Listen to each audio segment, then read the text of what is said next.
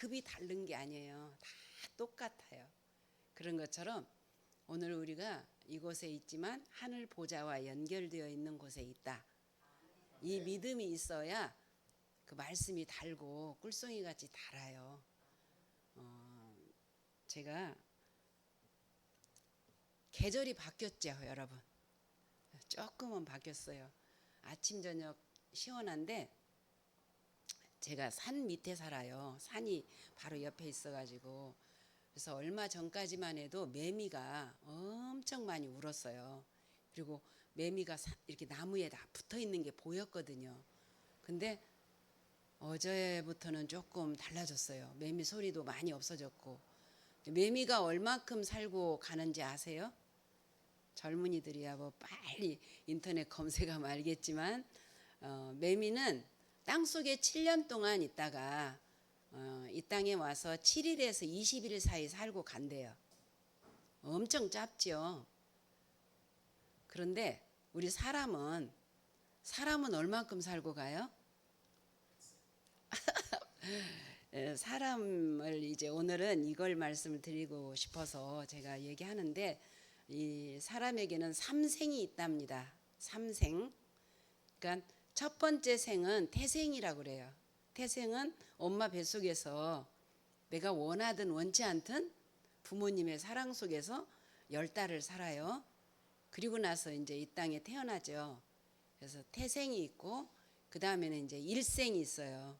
일생은 내가 아까 지금 집사님 말씀하신 대로 100세든 120세든 살고 이제 가는 생인데 그 다음에 세 번째 생이 또 있어요. 사람에게는 영생이라는 삶이 있어요. 그래서 태생의 삶 속에서 내가 이 땅에 태어나서 어떻게 될지 몰랐잖아요. 사람들이 뭐 부잣집에서 태어나면은 뭐 어쩌고 저쩌고 뭐 가난한 집에서 태어나면 그거는 내가 선택하는 거 아니죠.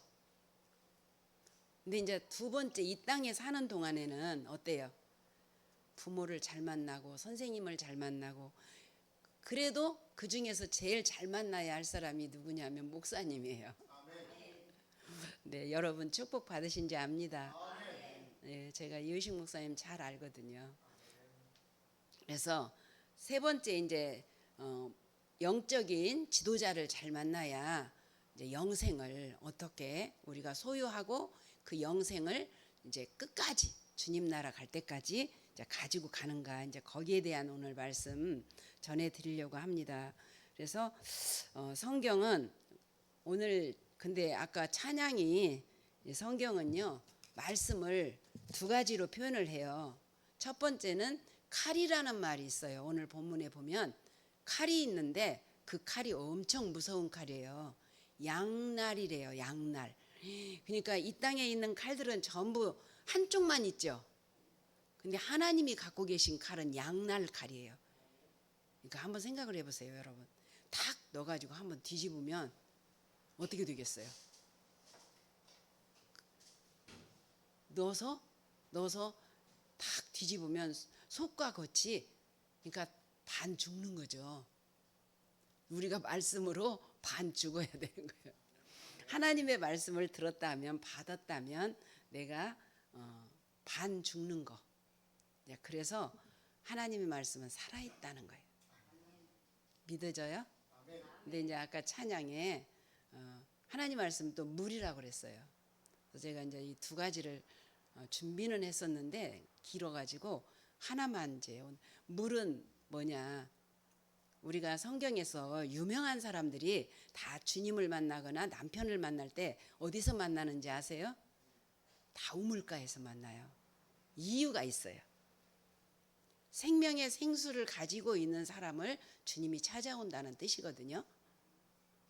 그러니까 리브가도 야곱 그죠? 십보라 누구예요? 모세 부인. 거기도 우물가에서 만나요. 우리 신약 성경에서는 사마리아의 여인 그죠? 한번 잘 생각해 보세요. 이게 신약 성경과 구약 성경이 다른 게 아니라 같은 성경인데 구약에서 이렇게 조명을 해줬다면 오늘 우리 신약에서는 이제 그 예표를 보여줬던 것을 실제적인 분이 오셔서 실제적으로 우리에게 가르쳐 주는 거예요. 근데 우리는 성경을 읽어도 이렇게 해석해 주지 않으면 그냥 지나가 버려요.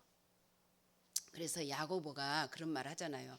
너희가 거울을 왜 보느냐. 거울을 보면서 거울이 없어지면 그 다음에 어때요? 잊어버린다는 거예요. 거울을 볼 때만 본다는 거예요. 이제 거울도 말씀에다가 비교를 한 건데, 그래서 이제 오늘 우리가 한번 이제 살펴볼 것은 뭐냐면 칼인데 이 말씀을 어떻게 휘둘러야 되느냐, 그죠? 그 예수님 계실 때 베드로가 믿음이 엄청 좋잖아요. 그러니까 그 말고를 갖다가 막 귀를 딱 잘랐어요. 그러니까 예수님이 이 칼을 이렇게 쓰면 안 되는 거다. 그리고 이제 붙여주는 그 모습이 있는데, 그 칼이라고 하는 것은 우리도 말씀을 함부로, 그러니까 자기에게 적용을 해야지, 그죠? 할렐루야. 말씀을 나에게 적용을 해야지 남에게 적용을 하다 보면 무서운 칼이 되는 거예요, 그죠?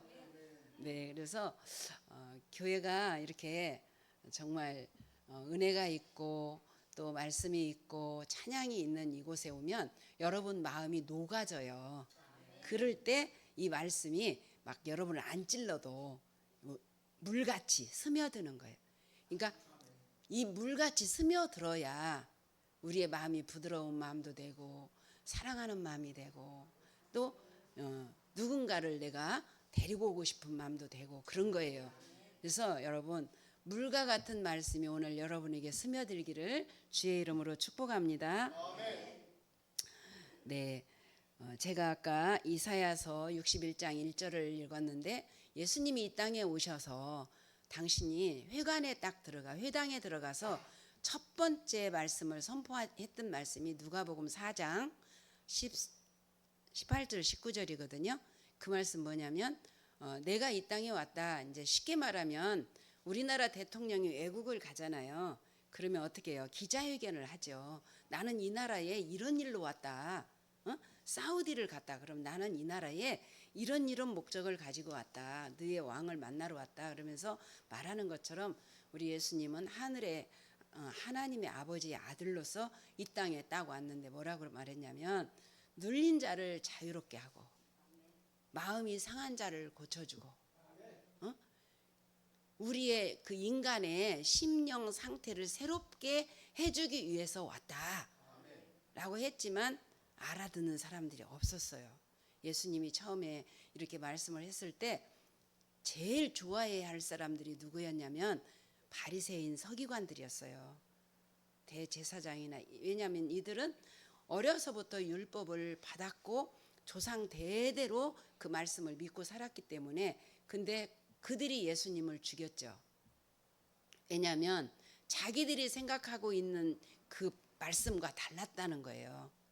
오늘 우리들도 실수하기 좋은 게 뭐냐면 나는 말씀 많이 알아. 나는 말씀 공부 많이 했어. 하는 사람들이 잘못하다 보면 다른 사람을 정죄할 수가 있어요. 그러니까 어떻게 해야 되냐면 말씀을 부지런히 연구하고 듣고 배우고 기도하고 그러면 성령님이 마음을 풀어주세요. 그래서 이제 제가 오늘은 여러 군데 많이 나오는 말씀인데 이제 새 복음서에 다 나오는 내용인데 누가복음 10장 한번 보겠습니다. 여러분 한번 펴주세요. 누가복음 10장에 보면 내용이 25절부터 보면 예수님한테 어떻게 하면 영생을 얻는가. 아까 제가 그랬죠. 태생이 있고 일생이 있고 영생이 있다. 그래서 이제 오늘은 영생을 어떻게 얻는가. 그러니까 이분이 25절을 한번 같이 읽어보실래요? 시작. 어떤 율법 교사가 일어나 예수를 시험하여 이르되 선생님 내가 무엇을 하여야 영생을 얻으리이까. 아멘. 여러분은 무엇을 해야 영생을 얻습니까? 라고 묻는다면 어떻게 대답해 주실래요? 영생은 어떻게 얻는데요? 이제 우리는 다 아는데, 근데 이제 이 사람은 이제 예수님이 이제 처음 오셨잖아요. 근데 그들이 늘 기다렸어요. 영생 얻는 것과 메시아가 오면 메시아가 영원한 생명을 준다는 이 믿음이 조상 대대로 왔단 말이에요. 구약 성경은 계속 그걸 말하고 있었으니까. 그래서 궁금하잖아요. 그러니까 예수님한테 와서 물었어요. 그러니까 예수님이 너 율법 알지? 이제 이렇게 한 거예요. 그러니까 네, 알지요. 내 마음을 다하고 목숨을 다하고 힘을 다하고 뜻을 다하여 주 너의 하나님을 사랑하고 또 내 이웃을 내 자신같이 사랑하라 하였나이다. 그러니까 내 대답이 옳도다. 엄청 대답 잘했네. 이제 예수님 그렇게 하신 거예요, 표현을. 그런데 여기서 그래요. 그러면 그렇게 살아라 그랬어요. 그랬더니 이 사람이 자기를 옳게 보이려고 칭찬받고 싶어요. 칭찬. 그죠? 우리 모두 다 그러잖아요. 사실 또 인정받고 칭찬받으면 기분도 좋고 이분도 똑같은 거예요. 그래서 물어봤어요. 예수님, 그러면 왜냐면 하나님 사랑과 이웃 사랑이 있었잖아요. 율법에. 그러니까 이웃이 누구입니까? 라고 질문을 했어요. 그랬더니 예수님이 친절하게 이제 예화를 들어서 가르쳐 주는 거예요. 이 성경은 거의 예화나 또 예수님이 우리에게 비유로 가르쳐 줘요. 그러니까 말씀을 잘 이해를 해야 돼요. 쉽게 말하면 제가 이제 여러분에게 말씀드리고 싶어요. 저도 오랫동안 깨닫고 또 이렇게 했는데 요새 이제 밤이 여물었어요. 밤을 주워오면 바로 꿀떡 생겨요? 밤 좋아하세요? 꿀떡 먹는 사람 없지요? 밤을 어떻게 먹어요? 까야죠. 근데 그냥 까면 또 까칠까칠한 게 또 있잖아요. 그것도 먹어요? 아니죠. 그것도 까야 돼요. 그리고 속에 하얀 살이 나올 때 먹는 거예요. 성경 말씀도 똑같아요. 예수님이 말씀을 하셨지만 이 사람도 오해를 한 거예요. 어떻게 해야 이웃을 사랑하는 거고 누가 이웃입니까? 라고 물으니까 예수님이 이제 어떤 사람이 예루살렘에서 여리고로 가다가 강도를 만났는데 강도 만나서 거의 쓰러져 있었어요. 그런데 제사장이 지나가고 또 레위인이 지나가면서 이들이 도울 수가 없었어요. 근데 이들은 율법이 있었기 때문에 도울 수가 없는 거예요. 왜냐하면 자기들이 이 죽어가는 사람을 만지거나 이 사람을 도우면 자기들의 율법에 자기들이 맡은 게 있어요. 교회 안에 와서 내가 한 달, 일주일, 몇 주 이 동안에 내인으로서 하는 일이 있고 제사장으로서 하는 일이 있는데 그런 시체나 이런 거 좀 만지고 오면 안 되는 거예요. 그러니까 그 율법 때문에 이들은 저 사람을 건져줄 수가 없어요. 쉽게 말하면 우리 속에도 내가 율법이 딱 자리 잡고 있잖아요. 그러면 남을 도울 수가 없어. 그래서 이제 예수님이 그것을 이야기를 해주면서 물어봐요. 이 세 사람 중에 누가 내 이웃이 되겠느냐라고 물었더니 이 사람이 이렇게 대답을 잘했어요. 자비를 베푼 사람입니다. 근데 이제 여기서 우리가 성경을 이렇게만 보면 한글 알고 누가 내용 모르겠어요. 근데 유추를 해봐야 돼요. 성경은. 그러면 이 사람이 자비를 베푼 사람이 누굴까요? 근데 여기는 사마리아인이라고 나와 있어요. 사마리아인은 유대인하고 상종을 안 하는 사람이라 여러분 많이 들으셨죠? 그런데 사마리아인은 쉽게 말하면 율법이 없는 사람이에요. 응? 오늘 우리가 복음을 받으면 율법이 내게서 사라져야 돼요. 근데 율법도 갖고 있고 복음도 갖고 있어. 아직 어릴 때는 잘 모를 때는. 근데 그게 나쁜 것은 아니에요, 여러분. 어느 날 물이 나한테서 참 맛있는 물이 들어오면 내가 저것을 율법으로 보고 정죄했구나. 저 사람도 나와 똑같은 사람인데 내가 사랑을 해줘야 될 사람이구나. 이렇게 이제 믿음이 오는 거예요. 그러니까 이 사람이 그 사마리아인이 도와줬는데 이제 예수님 마지막 거기에 말씀에 뭐라고 말했냐면 이렇게 해서 37절 한번 같이 읽어봐요. 이르되 자비를 베푼 자니이다. 예수께서 이르시되 가서 너도 이와 같이 하라 하시니라. 이렇게 말씀 들으면 이제 이 사람이 가서 막 남을 도와주고 이렇게 하라는 것으로 들리죠. 우리 성도들도 그렇게 오해 많이 하잖아요. 근데 나 이 마음 속에서 저 사람 도와주고 싶지가 않아. 그냥 그런데 목사님이 막 하라 그래. 그러면 한 번은 하겠지. 어? 그러나 이 속에서부터 우러나오는 그 마음, 그게 이제 내가 심령이 바뀌어버려야 그것을 하거든요. 미친 듯이. 근데 안 되거든. 안 된다고 그게 잘못한 게 아니에요, 여러분. 말씀을 알고 주님의 이 깊은 뜻을 내가 헤아리고 나도 그 말씀을 이해할 수 있도록 기도하는 거예요. 아멘. 그게 우리가 성경을 배우는 거고 나누는 거고 은혜 나눔이라는 것은 그런 거예요. 그러니까 이 사람이 이제 이렇게 갔어요. 어떤 생각을 하고 갔을까? 너도 가서 이와 같이 하라. 이 말의 뜻은 너도 사마리아인 그 사람에게서 사랑을 받아라라고 봐야 돼요. 그 사랑 받은 자만 사랑할 수 있잖아요. 예수 그리스도로부터 사랑 받은 자만 우리가 복음도 전하고 사랑하잖아요. 그죠? 이해가 됐어요? 네, 이렇게 생긴 사건들이 굉장히 많아요. 근데 마태복음 19장에 한번 가볼까요? 마태복음 19장에 보면 마가복음 10장에도 나와요. 같은 내용들이. 왜냐하면 예수님이 내가 누구다라고 가르쳐 주려고 하는데 사람들이 못 깨달으니까 자꾸 비유로 가르쳐 주신 거예요. 19장에 보면은 16절 여기서도 그래요. 내가 무슨 선한 일을 해야 16절 같이 읽어볼게요. 어떤 사람이 주께 와서 이르되 선생님이여 내가 무슨 선한 일을 하여야 영생을 얻으리까. 아멘. 그러니까 예수께서 이르시되 어찌하여 선한 일을 내게 묻느냐. 선한 이는 오직 한 분이시니라. 내가 생명에 들어가려면 계명들을 지키라. 그러니까 저는 이런 계명을 어려서부터 지켰습니다. 응? 근데 이 사람은 재물이 많은 청년이라고 제목이 있는데 부자 청년이라는 거예요. 그랬더니 이 사람이 그 뒤에 가서 내가 이렇게 어려서부터 다 지켰는데 무엇이 또 부족해요? 라고 물어봐요. 그러니까 21절에 보면 네가 온전하고자 하니 그러면 네 소유를 다 팔아서 가난한 자에게 주고 나를 따르라 그랬어요. 이 사람에게는 나를 따르라 그랬어요. 근데 어떻게? 너에 있는 거 다 주고. 근데 이제 우리가 생각할 때는 돈으로만 생각을 해요.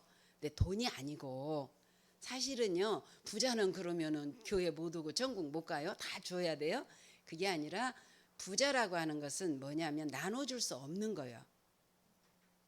자기 행위로 상을 쌓은 거.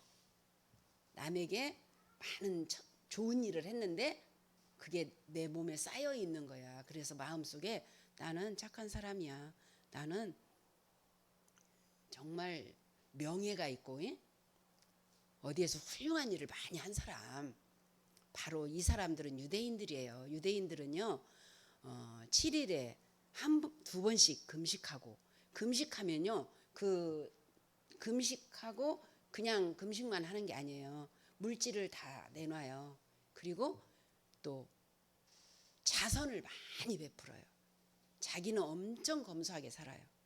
저도 이스라엘 가봤는데 그 자기 가게 앞에 이런 사물함 같은 게 있어요. 그러면 과일 같은 것도, 왜냐면 안식일을 지키려면은 저녁 때 5시면 땡이에요. 그래서 못 팔던 거 이거 놓으면 상하겠다 싶으면 거기다 다 담아놓고, 옷도 거기다 다 자기가 좀 적어서 못 입거나 하면 다른 사람 입으라고. 그래서 이방인들이 많이 갖다 입고 많이 먹어요. 그렇게 하고 사니까, 착한 일을 많이 하고 사니까 생각을 해보세요. 내가 이렇게 하고 신앙생활 어려서부터 이렇게 했는데 뭐가 더 부족할까? 어떻게 해야 영생을 얻지요? 라고 물었어요. 그랬더니 너의 소유를 팔아서 가난한 자들에게 줘라 그랬어요. 여기에도 함정이 있는 거죠. 그걸 팔아서 줄 수 있는 게 아닌데 예수님이 딱 시험을 걸은 거예요. 우리 성경을 그렇게 봐야 돼요. 그랬더니 이 사람이 근심하고 갔다 그랬어요. 그러니까 제자들이 보고 깜짝 놀랐어요. 그러면 부자는 천국에 못 갑니다. 제자들도 다 부자였거든요. 베드로나 야고보나 요한도 배를 가지고 있었던 사람들이었기 때문에 엄청난 부자였단 말이에요. 그러니까 깜짝 놀랄 거 아니에요. 아이고, 우리도 그러면 천국 못 가나? 그랬더니 낙타가 바늘길을 통과할 수 없는 것처럼, 그러니까 여기서 낙타라고 표현하는 것은 율법이에요. 그렇게 보면 돼요. 이 율법과 복음을 너희가 그 율법을 그렇게 열심히 지켰지, 그 율법 지킨 것 가지고는 안 돼. 그래서 예수님 오셨잖아요. 그죠? 요한복음 3장 16절에 뭐라 그래요? 다 여러분 아시죠? 한번 해볼까요? 하나님이 세상을 이처럼 사랑하사 독생자를 주셨으니 이는 믿는 자마다 멸망하지 않고 영생을 얻게 하려 함이라. 아멘. 거기서도 영생을 주러 왔는데 어떻게? 조건 없어요. 믿으면 돼요. 아멘. 그러니까 오늘 우리가 이제 먼저 알았잖아요. 여러분 이거 모른다고 제가 설교하는 게 아니라 여러분 알고 있는 걸 다시 다짐하는 거예요. 다짐하면 어느 사람에게 딱 줄 수 있는 찬스가 와요. 그랬을 때 여러분이 율법으로 맨날 잘한 거 뭐 어떤 거 그런 것 갖고 말하는 게 아니라 그것도 잘했어. 그것도 잘했는데 더 좋은 게 있어. 그죠? 그래서 복음이 딱 입혀져 버리면 자랑할 게 없잖아요. 그러고 사는 거잖아요. 우리가 돈도 있어야 남에게 구제도 하고 돈이 있어야 선한 일도 해요.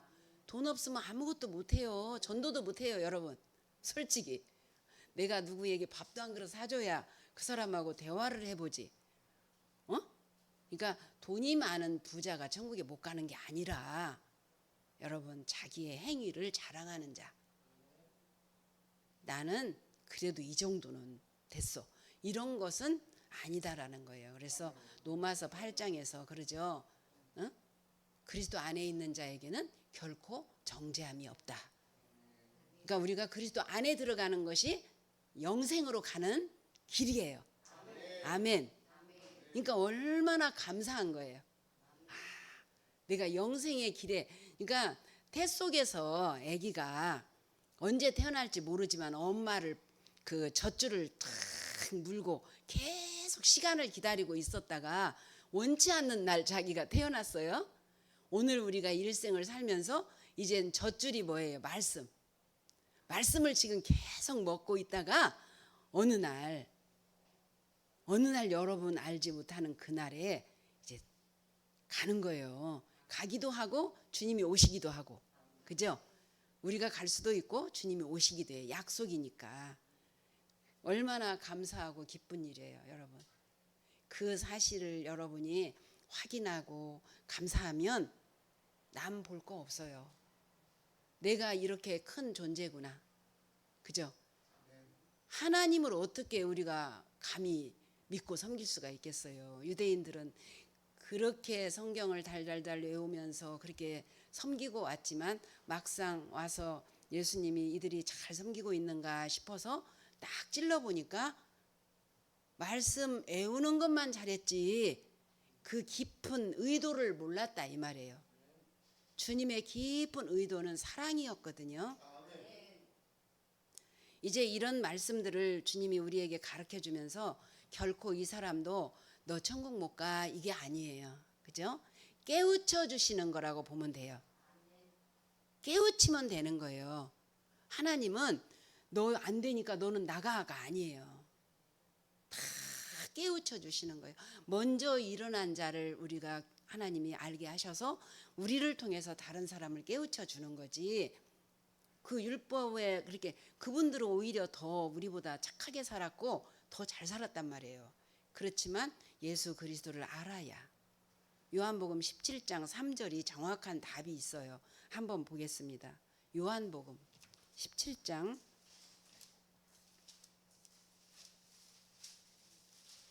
누가 물어보면 이 말씀을 꼭 전해주시면 돼요.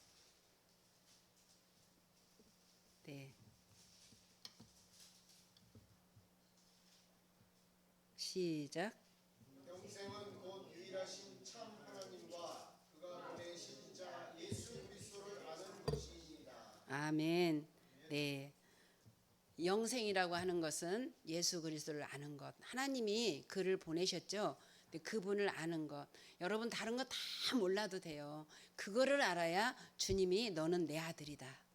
너는 내 자녀다. 여러분 여자분들도 하나님의 아들이 되는 거예요. 하나님의 딸로 천국 가는 거 아니에요. 딸이 없어요. 하나님은. 신기하잖아요. 네. 왜냐하면 하나님 나라는 아들들만 들어가요. 아들들만. 그래서 예수 그리스도의 그 피로 우리를 변화시켜버려. 이 땅에서는 남자와 여자. 왜냐하면 하나님의 나라에 대해서 설명을 해주려는데 남자와 여자 만남을 우리가 체험하잖아요. 결혼도 하고 자녀도 낳고 그와 같이 하나님이 남편이라고 그래요. 성경은. 아시죠? 들으셨죠? 하나님은 남편, 우리는 아내. 그래서 남자분들도 하나님의 아내가 되는 거예요. 응? 그러니까 땅에 있는 모든 사람은 땅에 있는 것을 여자라고 그래요. 스탄이 땅이죠. 그 전부 여성성을 쓰잖아요. 참 신기한 게 많아요. 이 땅에서 우리가 사용하고 있으면서도 하나님에 대해서 잘 몰라서 그런데 하늘은요 단수로 써요. 땅은 복수로 써요. 그 말은 땅은 많은 사람들이 있는 거고 하늘은 하나님 한 분이 계시기 때문에. 아멘. 이런 것들을 하나님은 다 숨겨 놓으시고 발견하면 다른 사람에게 전해주고 또 그분도 예수 믿고 하나님 품으로 돌아오기를 원하십니다. 아멘. 네, 기도하겠습니다.